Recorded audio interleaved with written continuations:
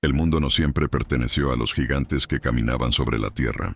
Antes de que los rugidos dominaran las llanuras, antes de que las huellas colosales marcaran el polvo del Cretácico, el verdadero poder aguardaba en silencio. Bajo la superficie inmóvil del agua, donde la luz se fragmenta y el tiempo parece detenerse, reinaba una presencia antigua, paciente e implacable.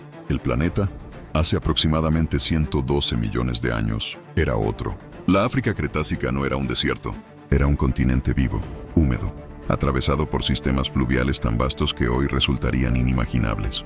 Ríos lentos, anchos como mares interiores, serpenteaban entre selvas densas, cargadas de vida. El aire era más cálido, más pesado. La atmósfera contenía más oxígeno. Todo crecía más, todo vivía más grande. En este mundo el agua no era solo un recurso, era una frontera, y esa frontera tenía un emperador. Sarcosuchus Imperator no dominaba desde la velocidad ni desde la persecución. Dominaba desde la espera.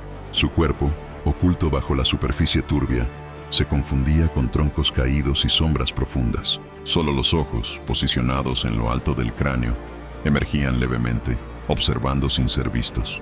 Cada segundo era cálculo, cada inmovilidad, estrategia. El evento no comenzaba con un rugido, comenzaba con un paso.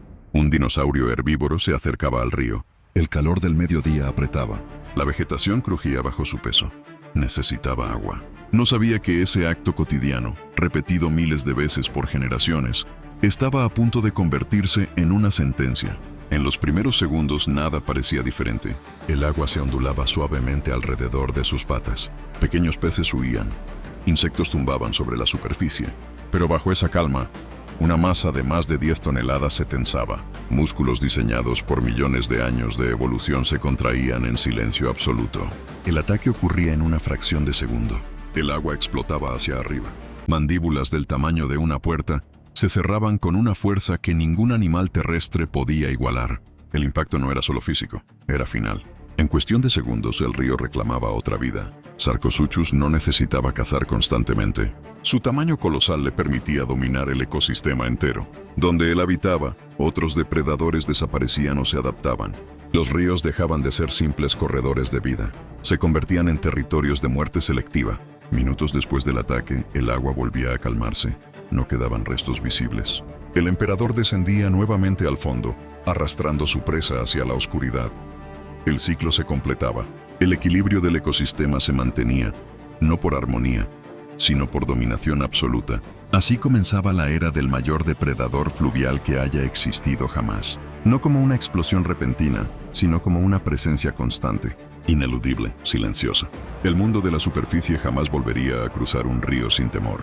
El dominio del Sarcosuchus no se medía solo por sus ataques, sino por el silencio que imponía. Los ríos africanos del Cretácico aprendieron a obedecerle. Las migraciones se alteraban, las manadas dudaban. Incluso los grandes carnívoros terrestres evitaban beber en ciertos tramos donde la superficie permanecía demasiado quieta, demasiado perfecta. El cuerpo del Sarcosuchus estaba diseñado para ese mundo. Su cráneo alargado no era una simple arma, sino una herramienta de precisión. Cada diente, cónico y robusto, estaba hecho para perforar, sujetar y no soltar jamás. La presión de su mordida superaba cualquier resistencia conocida en su época. No trituraba, no desgarraba. Aplastaba la realidad misma de su presa. La piel, cubierta por osteodermos gruesos y solapados, funcionaba como una armadura viviente. No existía ataque frontal capaz de penetrarla bajo el agua. Incluso fuera de ella, su masa lo convertía en una fortaleza móvil. Cuando emergía parcialmente en las orillas, el suelo temblaba bajo su peso. No necesitaba correr, no necesitaba huir. Todo a su alrededor debía adaptarse a él. El paisaje era testigo de esta supremacía. Árboles gigantes proyectaban sombras eternas sobre las aguas marrones. Helechos del tamaño de edificios cubrían las riberas. El aire vibraba con sonidos primitivos, insectos, aves arcaicas, reptiles ocultos entre la vegetación. Y en el centro de todo, el río fluía como una arteria vital, inmortal. Con el paso de las horas, tras cada ataque, el impacto se extendía más allá de una sola muerte. La desaparición de un individuo alteraba rutas, cambiaba patrones de alimentación, modificaba jerarquías. El Sarcosuchus no solo cazaba cuerpos, moldeaba comportamientos, reescribía la lógica de la supervivencia. Los científicos modernos saben hoy que su crecimiento no se detenía temprano como en los cocodrilos actuales. Sarcosuchus continuaba creciendo durante gran parte de su vida. Cada año lo hacía más dominante, más peligroso, más imposible de desafiar. Era un depredador que no conocía el límite natural del tamaño. El propio ecosistema era el único freno, pero incluso los emperadores dependen de su mundo. Los ríos que los sostenían debían ser amplios, profundos y estables. Las lluvias constantes alimentaban esos sistemas fluviales. El clima cálido mantenía una productividad biológica extraordinaria. Peces gigantes, tortugas colosales y dinosaurios semiacuáticos coexistían en un delicado equilibrio, sostenido por la abundancia y por el miedo. En los primeros minutos tras un ataque, el agua se teñía de sedimentos y burbujas. En las primeras horas, carroñeros menores se acercaban cautelosos a las orillas. En los días siguientes, la ausencia de una presa afectaba toda una cadena trófica, y el Sarcosuchus, inmóvil otra vez, esperaba. No había dramatismo en su reinado. No había furia, solo una ley antigua, escrita en músculos, dientes y paciencia. Una ley que decía que el río no pertenecía a quien bebía de él, sino a quien sabía esperar bajo su superficie. Así se consolidó el imperio invisible del Sarcosuchus, no con conquistas rápidas, sino con una presencia permanente que transformó los ríos africanos en fronteras biológicas. Cruzarlos significaba arriesgarlo todo. Beber de ellos era un acto de valentía o de ignorancia. Y mientras los dinosaurios dominaban la tierra firme, creyéndose invencibles, el verdadero poder seguía oculto, respirando lentamente bajo el agua, esperando el próximo error. El evento inicial no fue un momento aislado, fue el inicio de una era. Con el paso de los días, el dominio del Sarcosuchus se volvía parte del paisaje. No era una anomalía ni un accidente evolutivo. Era el resultado lógico de un planeta más cálido, más húmedo y más salvaje, donde la vida no premiaba la inteligencia ni la velocidad, sino la paciencia absoluta.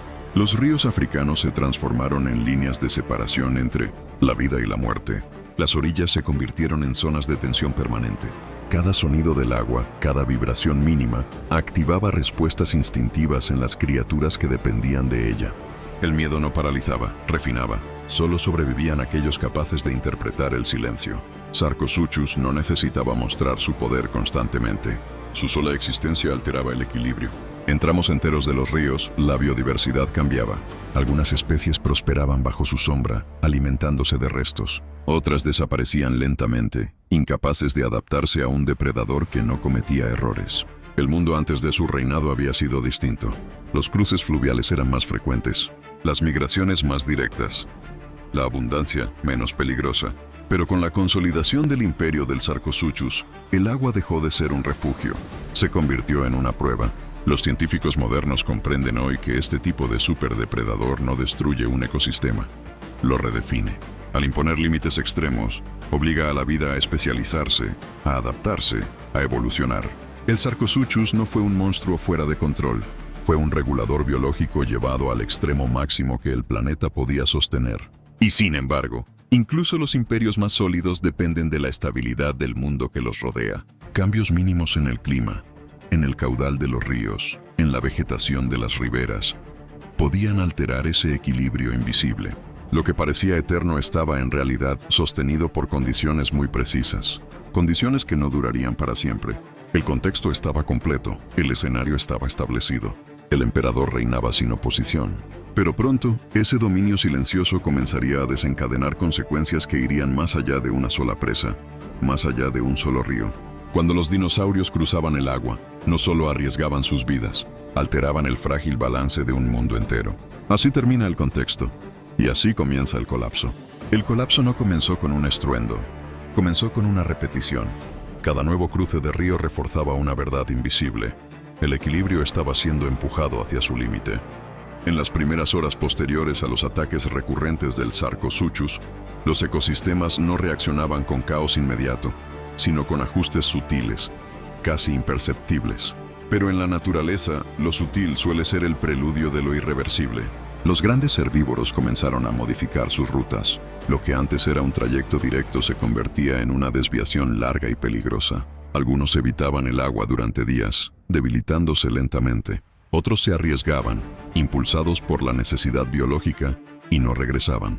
Cada ausencia se acumulaba como una grieta en la estructura ecológica. En las primeras horas, los ríos se volvían más silenciosos. Menos movimientos en la superficie, menos vibraciones. El miedo comenzaba a filtrarse en cada decisión instintiva. No era pánico, era una vigilancia constante que drenaba energía, tiempo y oportunidades de supervivencia. Sarcosuchus, ajeno a cualquier noción de exceso, seguía actuando conforme a su diseño evolutivo. No cazaba más de lo necesario. Pero su tamaño exigía presas grandes, y esas presas no eran infinitas. Cada captura tenía un peso desproporcionado sobre el sistema. Con el paso de los días, el impacto se amplificaba. Las poblaciones de ciertos dinosaurios disminuían en zonas específicas. Esto liberaba vegetación que antes era consumida, alterando la composición de las riberas. Nuevas plantas dominaban, otras desaparecían. Los insectos cambiaban, los pequeños vertebrados migraban o morían. El colapso no era un evento único, era una reacción en cadena. A nivel climático local, los cambios también comenzaban a manifestarse. Las riberas más densas retenían más humedad. Algunas zonas se volvían pantanosas. Otras, abandonadas por la fauna, se erosionaban con mayor rapidez. Los ríos modificaban ligeramente su curso, alterando aún más los territorios del emperador. En semanas los efectos ya no podían considerarse aislados. Los grandes depredadores terrestres, privados de presas debilitadas o jóvenes, comenzaban a competir entre sí con mayor agresividad. Algunos se acercaban a los ríos, empujados por el hambre, solo para descubrir que el dominio del agua no podía disputarse. Sarcosuchus no defendía su territorio activamente. Su sola presencia lo hacía inexpugnable. Meses después, el paisaje era distinto. No devastado, pero transformado. La vida seguía allí, pero reorganizada bajo nuevas reglas. Regiones enteras se convertían en zonas de alto riesgo biológico. El miedo se institucionalizaba en el comportamiento animal. El error se pagaba con extinción local. Los científicos modernos interpretan este proceso como una sobreespecialización del sistema. Un ecosistema que gira demasiado en torno a un único superdepredador se vuelve extraordinariamente eficiente y extraordinariamente frágil. Mientras las condiciones permanecen estables, el sistema prospera, pero cualquier alteración externa puede desencadenar un colapso rápido. Y esas alteraciones estaban en camino. Cambios graduales en el clima global comenzaban a afectar los patrones de lluvia. Algunos ríos perdían profundidad en estaciones críticas. Otros se fragmentaban en canales menores. El hábitat ideal del Sarcosuchus empezaba a contraerse. En ese escenario el terror no desaparecía, se intensificaba. Con menos rutas disponibles, más animales se veían forzados a cruzar los mismos puntos. Los ataques se concentraban, las pérdidas se acumulaban.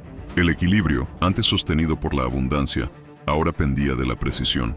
El colapso no fue inmediato, fue inevitable. Así, lo que comenzó como el dominio silencioso de un emperador fluvial, se convirtió en una presión constante sobre un mundo que ya estaba cambiando. El terror no era solo el ataque en sí, sino la certeza de que el sistema entero estaba siendo empujado hacia una transformación profunda. El río ya no era solo una frontera, era un síntoma. Y mientras el Sarcosuchus seguía esperando bajo la superficie, el planeta comenzaba, lentamente, a retirarle el trono. El imperio no cayó con un rugido, se desvaneció con el cambio. Con el paso de miles de años, el mundo que había permitido la existencia del Sarcosuchus comenzó a transformarse de manera irreversible. Los ríos que alguna vez fueron profundos y continuos empezaron a fragmentarse. Las estaciones se volvieron más impredecibles.